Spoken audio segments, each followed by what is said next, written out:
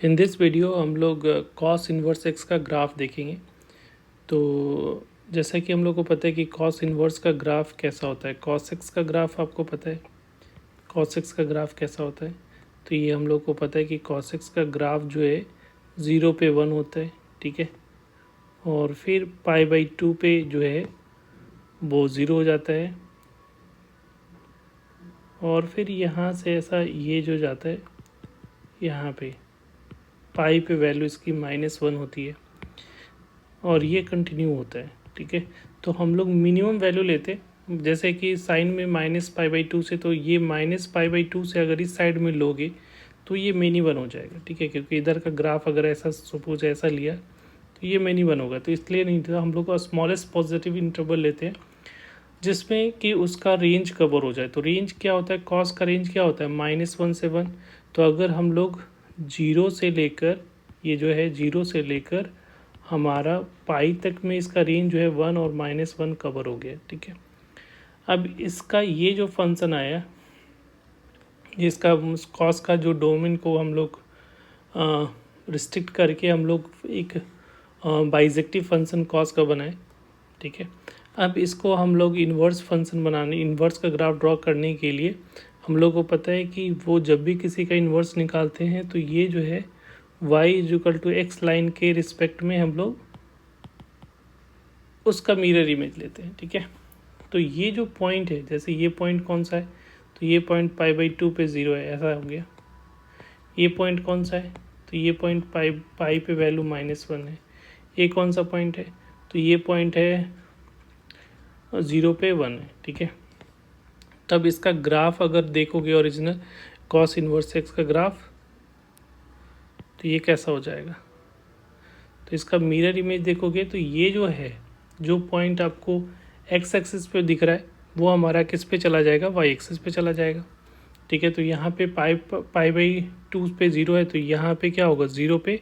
और जब भी इन्वर्स निकालते हो ना तो वो कोऑर्डिनेट इंटरचेंज हो जाता है। तो ये जो पॉइंट होगा वो पॉइंट क्या होगा, 0 पे पाई/2 होगा, राइट।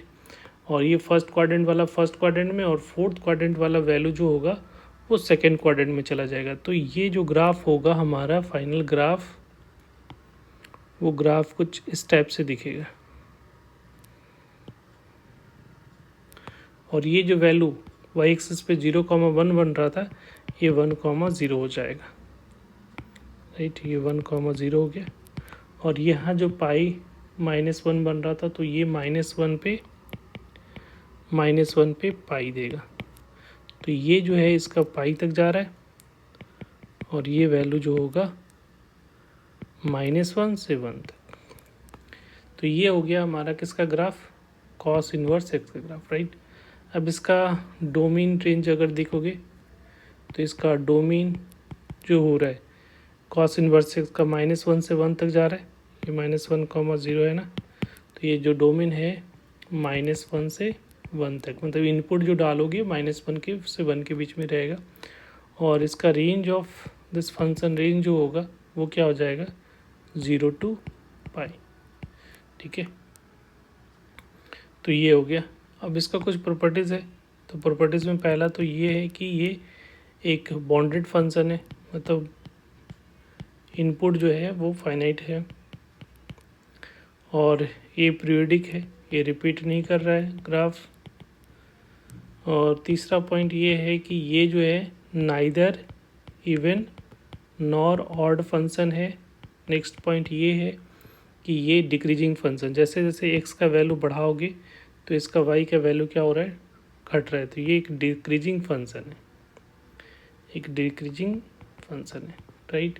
तो ये कॉस इन्वर्स एक्स का ग्राफ, ये इम्पॉर्टेंट है कि ये जो वैल्यू पाई, और जब भी देखो इनपुट में अगर पॉजिटिव होगा तो 0 से पाई, जब हमारा कॉस इन्वर्स इनपुट अगर पॉजिटिव होगा तो 0 से पाई/2 के बीच में होगा, 0 से पाई/2 के बीच में फर्स्ट क्वाड्रेंट में जाएगा ऐसा।